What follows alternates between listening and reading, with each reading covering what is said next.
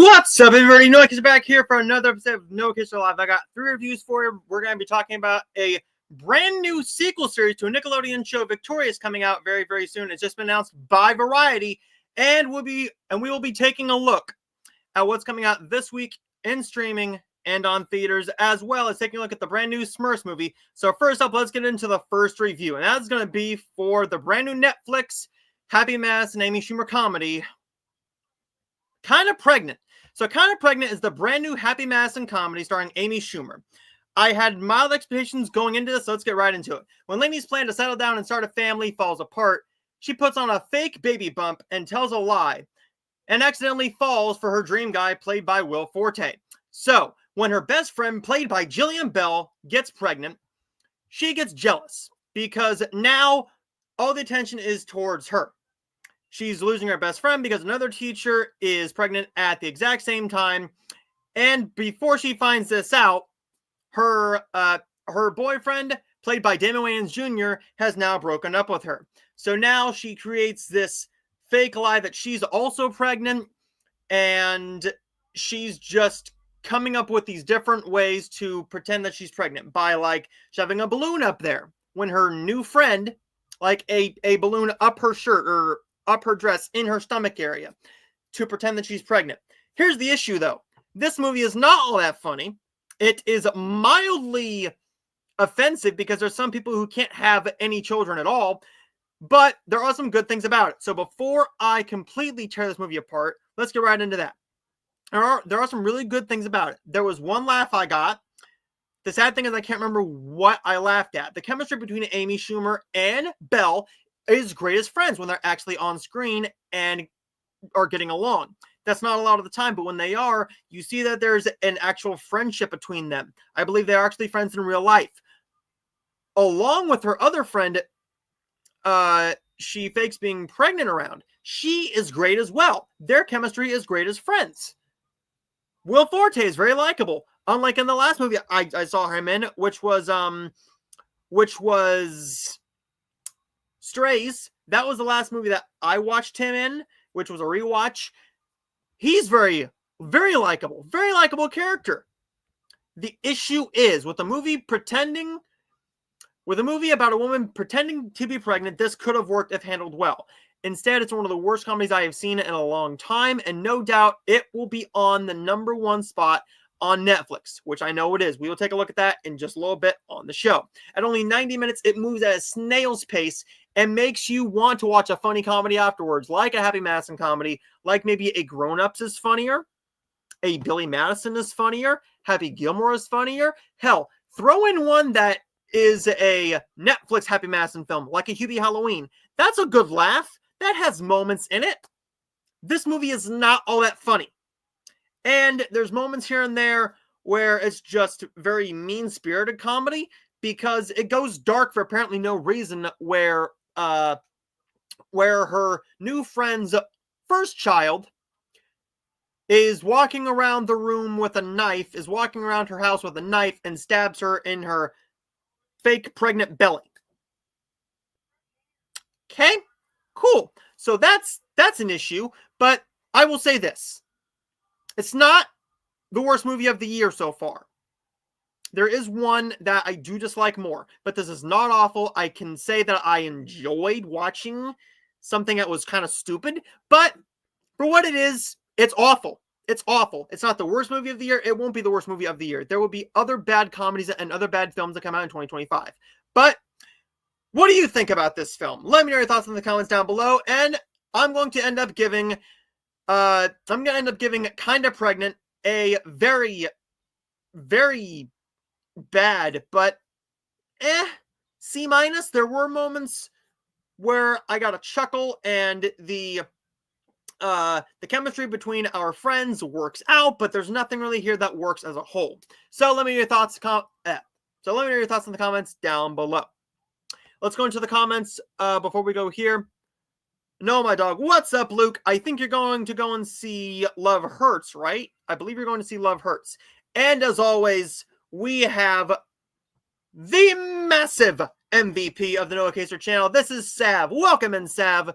You are just in time for a couple more reviews, and We're going to get into those next. So, we got 2 more reviews, and this one is more of a little indie film that a lot of people have not really heard of, and I want to get the word out about this film because I like our 2 main cast members here. So let's get right into this. Our next review is going to be for the brand new romantic drama.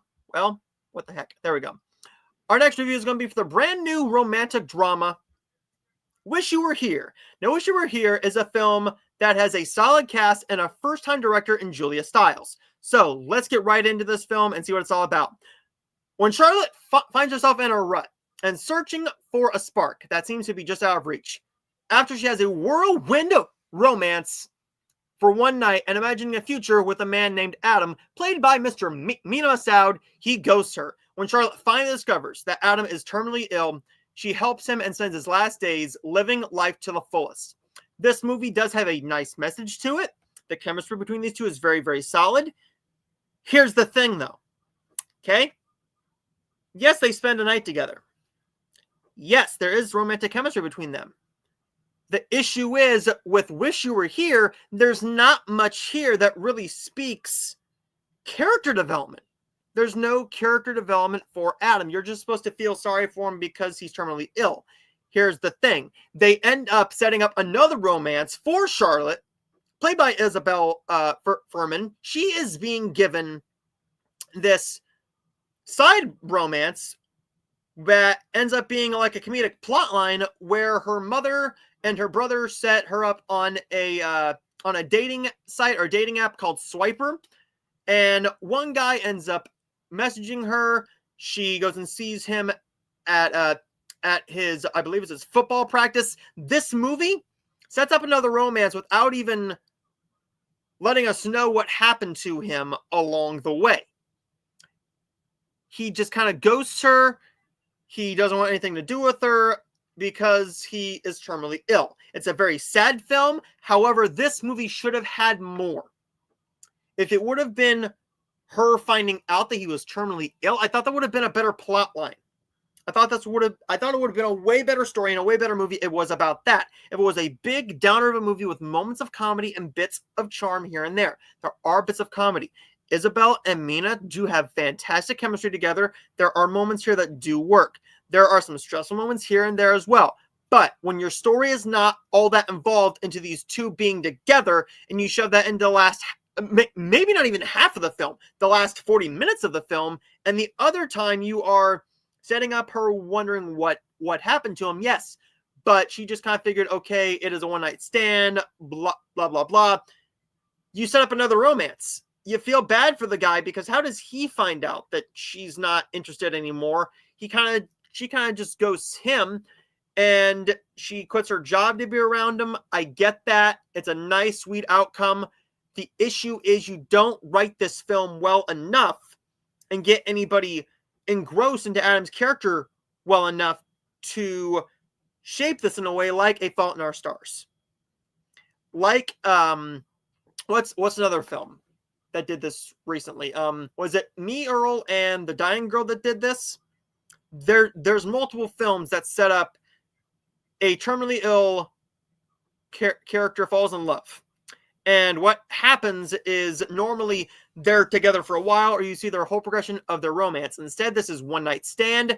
He ghosts her. She ends up trying to come up into another relationship to give another guy a chance, and it just doesn't work out because they don't do any character development. Character development is what you need in your stories. And this movie doesn't do that. Isabella Furman is great, along with Mina Massoud, who has great chemistry. They both have great chemistry. And Our Parents by Kelsey Grammer and Jennifer Grey are fantastic in this. They're not in it a lot, but there's also moments that you're frustrated because you're frustrated with her best friend, who she has an apartment with, because she has a one-night stand with a guy, and now she is moving in with them. Then she's engaged. Then they're getting married, and you're like, there's no development between these two characters, so there's just no character development. I wanted to like this movie more, and it just didn't work. I wanted to. The chemistry is great. The acting is great. It's just the script does not work in the slightest because, yes, there's powerful moments here that make you want to bawl. There's moments here that really do need to be in there, but you need a longer story than 99 minutes and flesh out more characters to make me care, make the audience care as a whole. If you're watching this as a nice little date film or a film before bed, first of all, don't do that because you will go to bed severely depressed because it's a sad film. We know what's going to happen to him. It's a predictable outcome. Yes, it's based on a book, I think, but here's the issue. It just doesn't work for what it's being served for. I wanted more, and it just didn't give it to me. I am going to be very nice to this film because I did enjoy my time with it, but it's not what I'm going to recommend to you if you're looking for something to enjoy with your spouse, or if you're looking for something to enjoy a movie. Wish You Were Here is not going to do that. There's other romantic dramas that do it better. Some I haven't seen, which I will get into that in just a little bit because I will be going over my February watch list. So there's that, but I wanted more. I'm going to end up giving Wish You Were Here a C. It's a very solid C. Nothing great, nothing piss poor, but not anything great. But there's my review of Wish You Were Here. Let me know your thoughts in the comments down below and let me know your thoughts. We're going to go into the comments one more time because I see I have a couple more here. Okay. In about an hour, I'll be seeing Love Hurts. You are correct. I just hope it's at least decent because it is getting panned by critics. Yes, and what I think is going to happen here is I think you're going to have fun with it because if I know Luke, if it does the action well, he can forgive the story. Ke Huy Quan is going to do great. He's going to do great. I mean, obviously, you can tell by my West Side Story poster. You can tell that I am a musical guy, so I love Ariana DeBose. She's going to be great in this as well. From what I've heard from critics, especially from one of my most trusted critics that I watch, he enjoyed it, but it's not that well told. But if you're going to be going in as a critic, just go in knowing it's not that well made. However, if you're going in as a regular movie viewer, just go in expecting a fun, bloody good time, and you'll be pleased with it. Sav says, it sounds like a Rush story. Yes, it is a Rush story. I wish it wasn't, but oh my gosh. Now let's get into the next review. Now this next one is going to be a bit of a weird one for me to say because I normally don't say movie titles like this, and it sounds like something that it's not. So here we go. This one stars Bel Powley and Nick Robinson. And this is a movie that came out in January. I was really interested in it. And instead of getting something that I thought was going to be a R-rated sex romp, it sort of is, but it's sort of not. Let's get into it. Our next review is for a new movie that just came out in January called Turn Me On. So Turn Me On is the brand new romantic sci-fi drama starring Bel Powley and Nick Robinson. This film is set in a world where the inconvenience of human emotion is being eradicated by a government-imposed daily vitamin. When a young woman skips her daily dose, they discover love, joy, and sex for the first time with their partner who they were paired with at a young age. But quickly come to realize they must also handle the emotional baggage that comes with it. So in this movie, the movie starts, everybody is deadpanned. They are so serious. There's no emotion coming out of them. There's no laughing. There's no hugging. You can't even touch your significant other that you are paired with as a young adult or as a young teenager or however this world works. They don't know how the outside world works. They don't laugh. They don't cry. They don't hug each other. They just take this vitamin. They drink this drink called, I believe it's called the smoothie. In the package is what it's called. And what it's doing is it just basically cutting out their emotions. There's no emotion here. And while it's intriguing, you're seeing what's happening now because they just go to work, they live their lives, that's it. They live very monotone, boring lives. What this movie is all about is them figuring out, oh wait, the government is trying to take over our emotions now. And it might be like an allegory. It might be them trying to speak about a sign of our times. I'm hoping it doesn't come to this point. I don't think it will. I think that would lead to a dictatorship. But this is something that really could happen in a world if we're being completely honest. It's 2025. Anything can happen. I don't think anybody actually would do this, but this is something that could happen, that could happen in a reality. Turn Me On is a R-rated sex drama all about this group of people who stop taking this vitamin and they discover, wait a minute, this is not how babies are made. Babies are not just delivered to you. You are not asked, hey, do you want to have a baby, by the government. It's you have sex with a person. Belle Pally finds this out. They find out what cheating is. They find out what emotions are. Very impactful story. The issue is there's not a lot of character development in the others in this story. With Nick Robinson and Belle Pally's characters, there's a lot. There's a lot here to unpack. And with the other characters in here, there are a lot of characters that are very likable. In a Justin M. Min as Christopher, a Darcy Carden as the woman in the suit, as they call her. With Samantha and Frank and Morgan, and Michelle. There's a lot of other characters in here that are starting to see the effects of what this pill is doing. It's a great watch. It moves at a snail's pace, and it almost doesn't have a real flow to it. It doesn't know which way it wants to go because there's not really a resolution to it. They're just kind of stuck into this living arrangement where if you stop taking this, you're stuck into one living arrangement, and somehow they have actual films now, because in one scene she's watching I believe she's all of a sudden watching It's Wonderful Life, and she's crying because she actually has emotions now, which the pill cuts off from. This is a interesting story that works on almost every level, except for the pacing. If it was paced a little bit better, I think it'd be a very intriguing watch. If you're looking for something that is really odd, but surprisingly charming, and might have a message to it, check it out. Belle Pally is one of my favorite actresses working today. I really like her in some of her indie stuff. Two that come to mind is Diary of a Teenage Girl, which she did, and then she did one with Ty Sheridan. She starred with Ty Sheridan in Detour.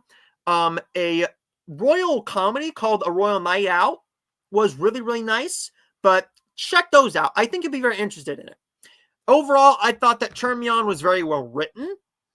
The performances are great and the story is intriguing. However, the pacing really slows this down. If you're interested in it, check it out. It came out to right about a month ago. I'm just getting this review out late, but I'm going to end up giving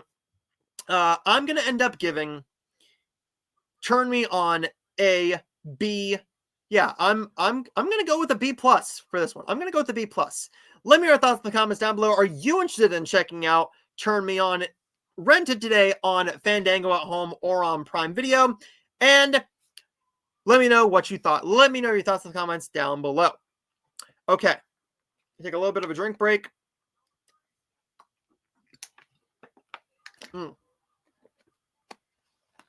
Okay, so here we go. This is what everybody's here for. So we had a TV show growing up on Nickelodeon, multiple TV shows growing up as young adults, kids, teenagers, and one of those was Victorious. Before that, we had Zoe 101. We had iCarly. We had Ned's Declassified School Survival Guide. And we had Drake and Josh, iCarly. But we also had Victorious. Well, news dropped today from Variety that we have a Victorious sequel series in development at Nickelodeon. So this is coming to us from Variety. I thought this was a very intriguing story. I'm not seeing a whole lot of people talk about this, which is very, very strange, because Victorious was one of the biggest shows on Nickelodeon, and it should be talked about. So this is coming to us from Variety. And Victorious has another spinoff in the works, with Danielle Monet set to reprise her role as Trina Vega in a multi-cam comedy with the working title Hollywood Arts, which was the name of the high school there. The series, which is in development, has not yet been greenlit, but it will follow Trina as she returns to her old stomping grounds to teach students at the fictional LA Performing Arts School. It would mark the second spinoff of Victorious following the series Sam and Cat, starring both Jeanette McCurdy and Ariana Grande as Sam and Cat. The casting is underway for the spinoff, but it's unclear whether any of Victoria's stars, including Justice, will reprise their roles in Hollywood arts. With Monet, who starred in all 4 seasons of Victorious, starring as the older sister of Tori Vega, will executive produce this spinoff along with Jake Farrow, who is a writer and producer on Victorious and Sam and Cat, with Samantha Martin. This was a very intriguing story to me because I grew up with this series. I did. I saw the first episode when it premiered. I think this is a very good idea because look what we've had in the past with our multiple childhood shows that came back. Now, one that's still on the air right now that I wasn't a fan of because I stopped watching Nick after this, but I know it means a lot to other people with the Thundermans. The Thundermans had a big movie come back. It did great. Now the series is back. We had something with Girl Meets World that lasted 3 seasons. We had Fuller House that lasted 6 seasons, I believe, 5 or 6 seasons. We've had multiple shows come back. We had iCarly come back. That lasted 3 seasons. I think what they have here is something that could work. Who could come back? Who could come back that would get everybody excited? I think you absolutely have to bring back Beck. I think Beck would come back. I think if you ask Liz Gillies to come back, I think Liz Gillies would come back for this. She got her start on this. This was her breakout role. I think Victoria Justice would come back. I just don't think Ariana Grande would because I don't think you can pay her enough money now, especially with the Oscar nomination and the Grammys and everything. She's going to be too busy with everything for Wicked. I think that you get Beck, Jade, Robbie, maybe Andre, but you're definitely getting at least 3 or 4 of those characters back. Heck, even bring back somebody like, oh shoot, what's his name? Sinjin? Yeah, bring back Sinjin. Bring back all the minor characters, the side characters. I don't think you're going to get a Tori back. I don't think you're going to get a Cat Valentine back. But what do you think is going to happen here? Are you excited about it? Do you think this is going to do well? This is a Nickelodeon show that was one for the masses. I mean, this did massive numbers. Watching that premiere episode, I didn't think it was going to be all that good because the only thing that I saw Victoria Justice in was a episode of the Sweet Life of Zack and Cody and Zoe 101 and maybe a couple other things. But this is very intriguing, seeing that Danielle Monet is getting her own series now. Because right now she's taking a break from the kid stories now. Now she's doing Hallmark films. She did one Christmas film. She has another film coming out. I believe it was with Rachel Lee Cook. I think it's Rachel Lee Cook is the one she's in, coming up later this month. But let me know your thoughts in the comments down below. What do you think about the brand new series? Are you excited for it? Let me know your thoughts in the comments down below. Okay, going into the comments, before we go into the trailer reaction, Luke says, correct. I love Ke Huy Quan, and if the action is cool, I'll have fun. That's all that matters. That is all that matters. It sounds like an interesting movie, yes. If you want to rent it, I say check it out. It's a very easy watch. It's just one that I don't think it's going to be for a lot of people. You've never seen That Nick Show. Okay, so it's a newer one from about 12 years ago. I believe it started about 12, 13 years ago. And it's a little past your time of Nickelodeon. It was starting to leave my time of watching the Nickelodeon shows. I mean, with iCarly, I still watched it. With Drake and Josh, I still watched it. With Nancy Classified, I still watched it. With Victorious, that's when I started to get out of it. But I remember watching that show because it was still in the meat of the greatness of what it's been. What movie are you talking about? Right now, we are talking about the news that Victorious has a sequel series coming out focusing on Trina Vega.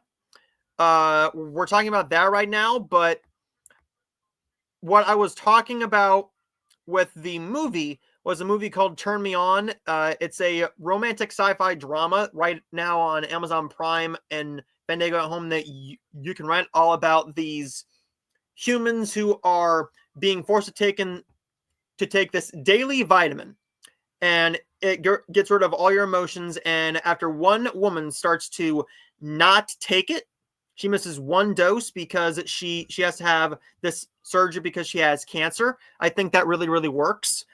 Check it out if you're interested. But next up, we're going to go into this. Well, let me see.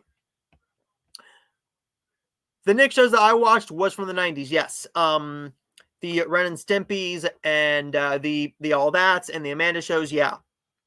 But next up, we're going to go into a trailer that just dropped today.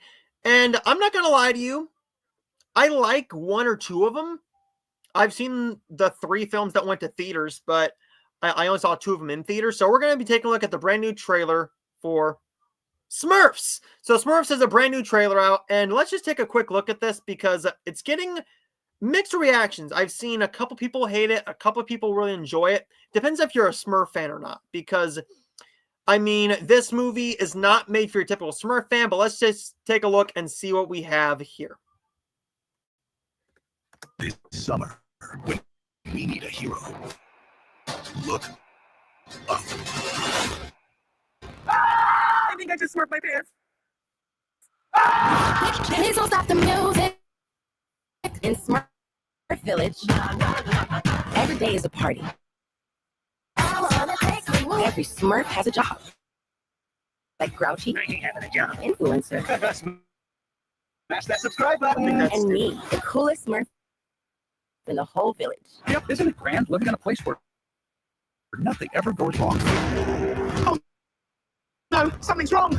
Everyone, listen to me. Your lives are in terrible danger. Smurf Village isn't safe anymore. This July, Come on, we gotta rescue Papa. to see their world. What a word. They must come to ours. Whoa, where are we? It's Paris. Get out of the way.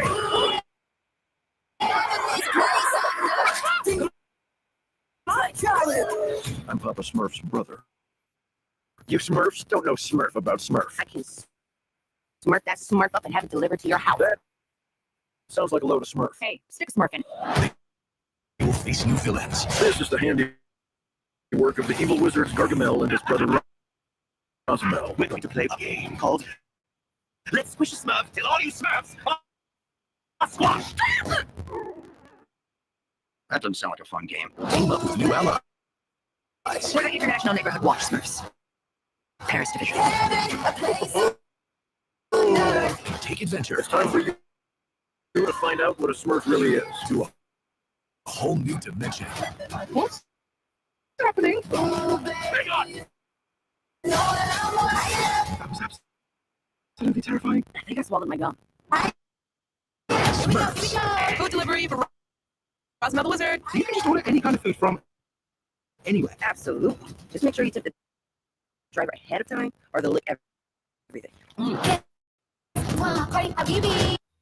Okay, so this is not anything that's going to make a massive amount of money. Let's be honest here, okay? Let's be completely honest with you. The Smurf movies have not done massive at the box office. The original show was a massive hit. The reruns still are popular. They did a new series. But let's take a look at this first. I think the trailer was decent for what it is. It's giving you a nice story for what the movie's going to be. The animation looks decent. It kind of looks about the same as Smurfs The Lost Village. But let's take a look at this because I want to take a look at what they've done in the past at the box office. And they haven't done massive numbers. So with the first Smurfs movie that came out in 2011, which was a live-action animated CGI, a bit of a mess here. Once it comes up here, that would be great. Come on, damn it. There we go. Okay, so with the Smurfs, the movie did not do all that great at the box office in the US here.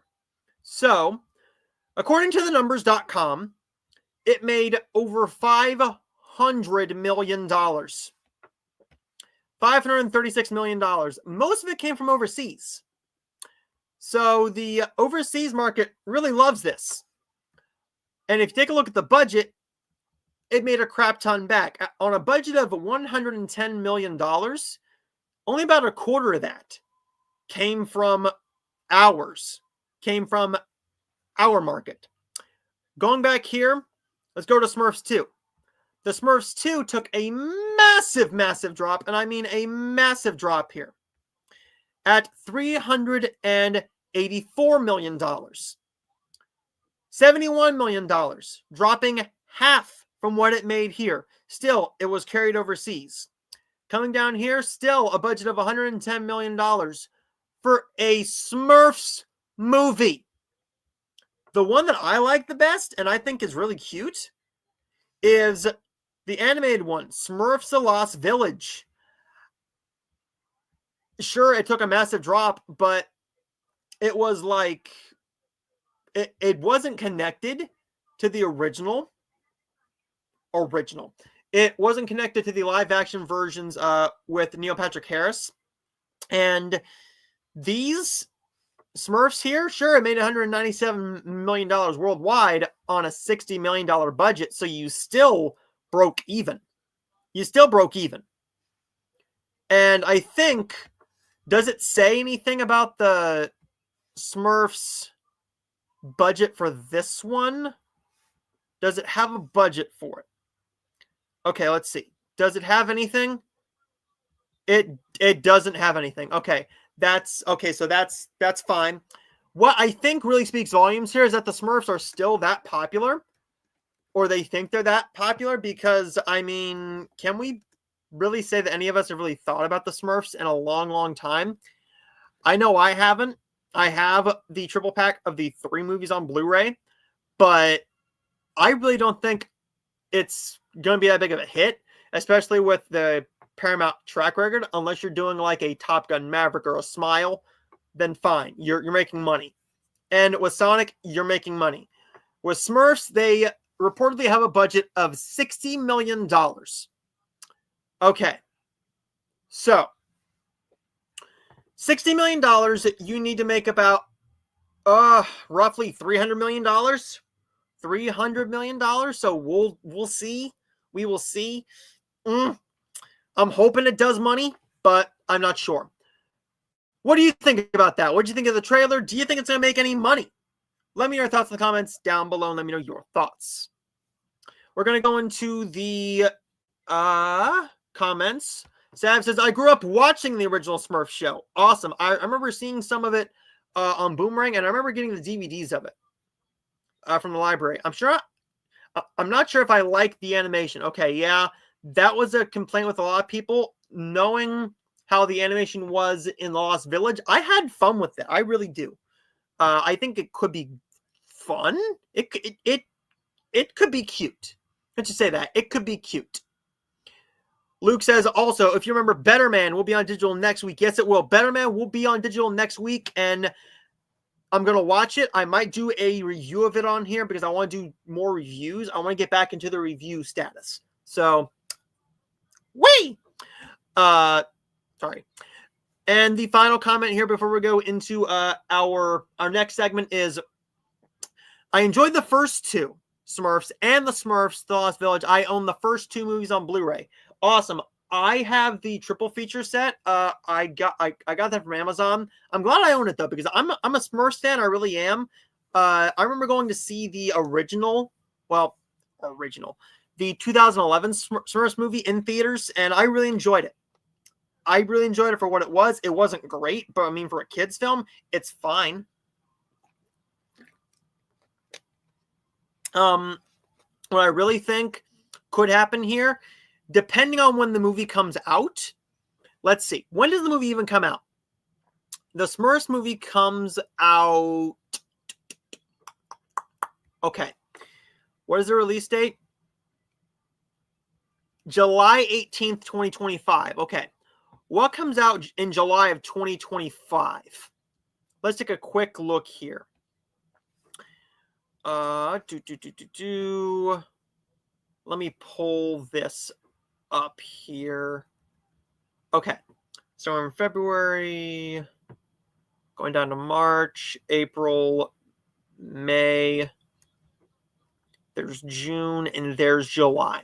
Okay, so let's take a look at what's coming out a couple weeks beforehand, and we can do a little guessing game of what we think is going to happen here, because with this much stuff coming out, sure, you're going to have a kids film out, but look what else is coming out of here. The Smurfs comes out on July 18th. Jurassic World Rebirth on July 4th weekend. Yeah, what comes out the week before that? Going up here, F1 and Megan. 28 years later. What comes out the week after Jurassic World? Superman. That's going to make an ass ton of money. I Know What You Did Last Summer. Okay, a remake of a horror classic. We'll see how that does. The Smurfs, I don't think it's going to play all that well. I really don't. I think you'll get kids to go and see it, but I think you'll get a lot of families wanting to take their kids to experience Superman. Because if you remember, we haven't had a solo Superman film since Man of Steel in 2012. If your kid was born then, they're getting ready to turn 13 years old. 13 years old. That was 13 years ago. I remember going to theaters to watch that and thinking, this is my first Superman film. That was my first exposure to a Superman film in theaters, and the first one I saw full length as a kid / a teenager. And then the week after that, you have the Fantastic Four: First Steps. If you want a family film or a kids film to watch with your family, you have The Bad Guys 2, a well-established franchise now that now has a Netflix special, I believe it's a holiday special, and a blockbuster film that a lot of people really enjoyed. Or if you want to go back with your family, you also get Freakier Friday from Walt Disney. From Disney. I mean, you have stuff coming out. We'll see what happens there, but I'm not sure. I'm not sure. But let's just see what happens. Sav says, it comes out on July 18th, my birthday. Awesome.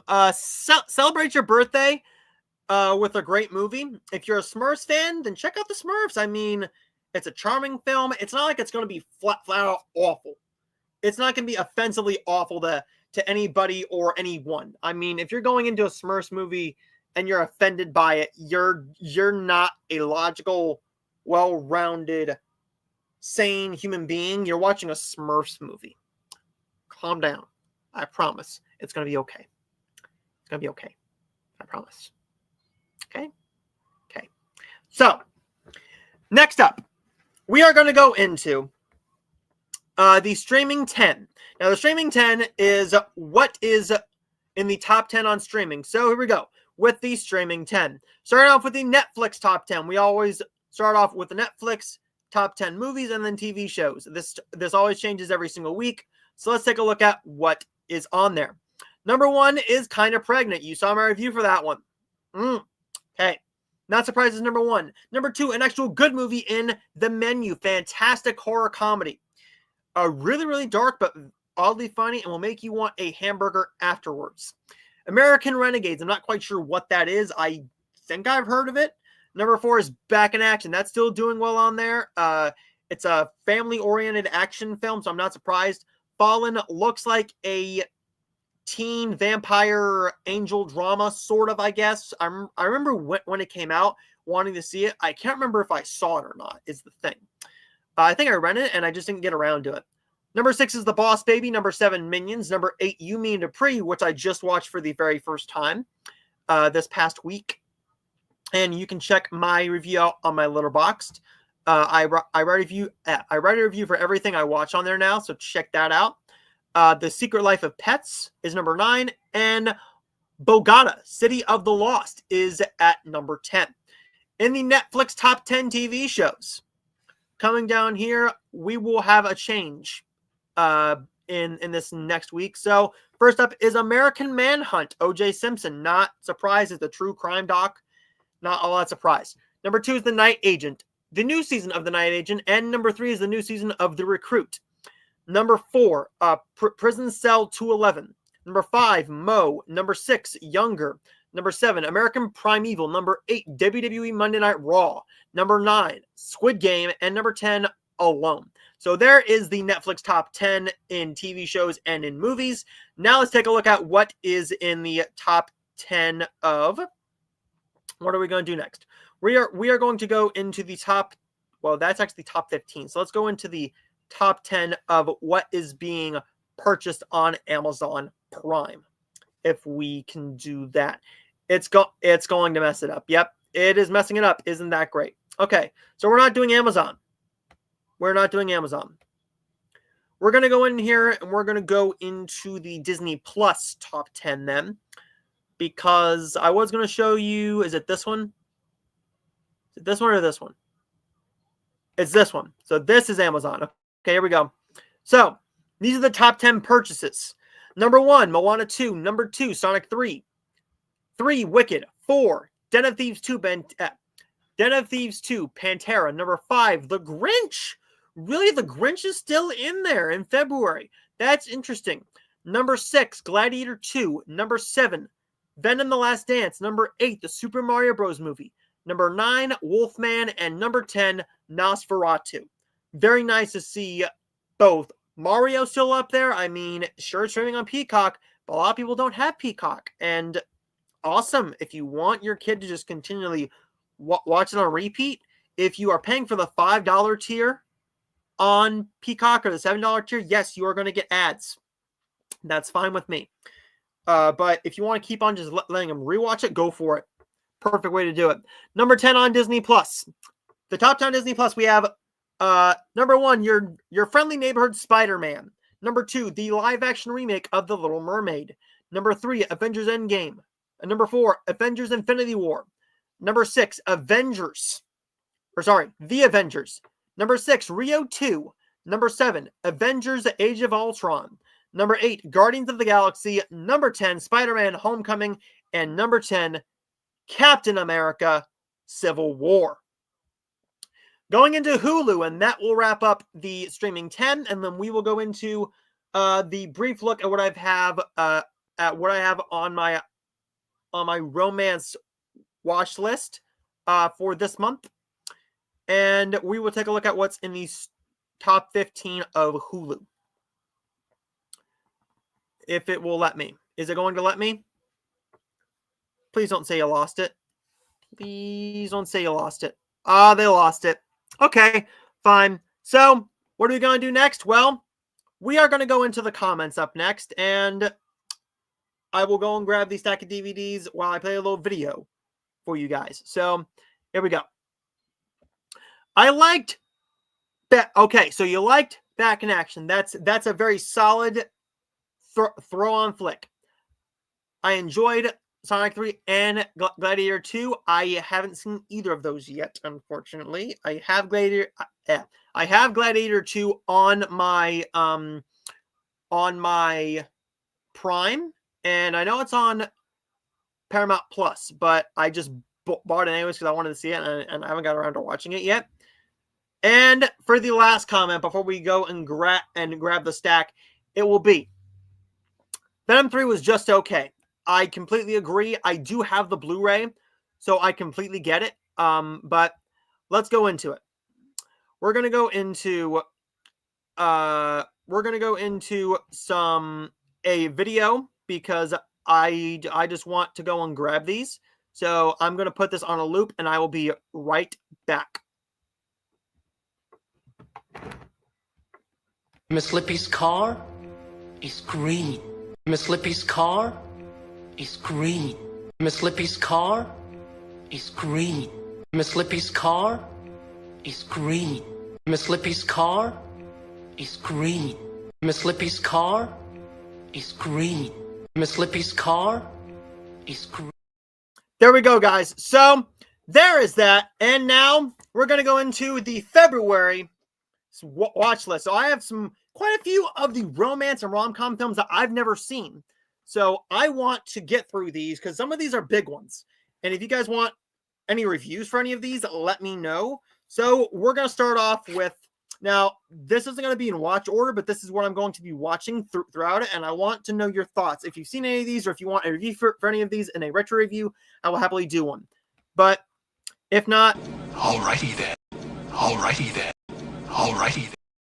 So, we have Water for Elephants. Water for Elephants is a film I've been meaning to watch for a very long time, and I've just never got around to it. I like the cast. I like the story. I like the look of it. I'm just looking forward to it. Next up is one that I got from the Dollar Tree. I've heard about this film for a while, never seen it. I like this director, and I like our 2 stars in Elizabethtown. Next up is 2 that I know I should have seen by now. The Notebook. I know how it ends. I've seen the ending. My mother has read the book. She knows how it ends. I've just never seen the movie. And the Time Traveler and the Time Traveler's Wife. Gonna be a great day to have a good cry. And if I feel like watching 3 films to make you cry, it will be P.S. I Love You. I know that this is a romantic comedy that has a sad ending. So we'll see how that one goes. Next, excuse me, guys. Next up is Mona Lisa Smile and America's Sweethearts. This one isn't really romance. I'm throwing in a few of these Oscar-like films, and I have never seen L.A. Confidential, so I'm looking forward to seeing that one finally. About Time. Looking forward to seeing that. Notting Hill. The Locusts. Not really a romance movie, just a movie I've been intrigued with watching. Let me cover this just in case. Yeah. Spread. Boynton Beach Club. And Love Is All There Is. I have a couple other films on the list as well, but one is like Young Doctors in Love, and I'll probably do a double feature with that and Boynton Beach Club. I think this is a romance film. I could be wrong. It could just be like it says it's a heartwarming comedy, so it's not really a romance film, but it's gonna have a sort of romance in it. From what I'm guessing. But there's that, everybody. Let me know your thoughts in the comments down below. If you want reviews for any of those or a special review for a romance film, let me know your thoughts, and I will gladly do them. So, for the final segment for this one, well, the final 2 segments, we will be going into Ticket Trackers. Or Ticket Trackers, where we take a look at what came out and what happened at the box office. And we'll be using the numbers. So not much came out this week at the box office, if we're being completely honest. I mean, sure, we had Dogman, we had Companion, but nothing really massive happened at the box office this weekend. However, we did have a bit of a big surprise. Nobody expected Dogman to do more than $25 million. Instead, it overblew the box office. $36 million opening weekend. Companion opened with $9.3 million opening weekend, and still at number 3 with a 27% drop. $6.3 million, another $6.3 million for Mufasa the Lion King, now bringing in its worldwide total to $654 million. So, going down here to number 4. Number 4 is One of Them Days. Surprised that's still doing very, very well in quite a few theaters. And number 5 is Flight Risk. Still not going to do all that well at $5.4 million, now at $30.5 million worldwide. So there is that. And we'll just take a look at what Sonic is at real quick. Sonic is at $463.1 million. Moana 2 is at what? $1,036 million. And Wicked is now at what, 722? Yeah, $722 million. So originally I predicted that this was going to be a $1 billion film. I think that if Moana 2 didn't come out, I think Wicked would have been a $1 billion film. If it wasn't for the Moana 2 film, it would have done a crap load more at the box office. But finally, we're going to go into a comment. I've only seen a couple of those movies. Let me know which one you've seen and if you want any reviews for those. And finally, we're going to go into what's releasing this week in streaming and on theaters. Okay, so what's what's coming out? We're going to be going based off of releases.com. So releases.com is what I use because they mostly give you everything. And here we go. So we're going to go to the movies tab and we're going to go to all. And here we go.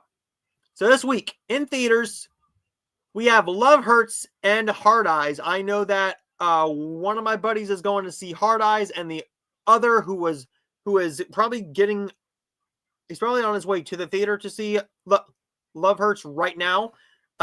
And Kyle, my very good friend, who I am probably going to have on the show again on Saturday.